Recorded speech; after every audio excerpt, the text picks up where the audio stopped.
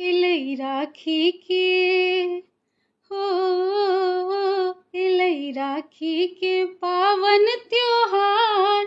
यौ भैया मोन पर कहेबे करब बरू भौजी सो, बरू भौजी सो कऽ विचार। संदेश किछु नेने आयब एलै राखी के, एलै राखी के पावन त्योहार।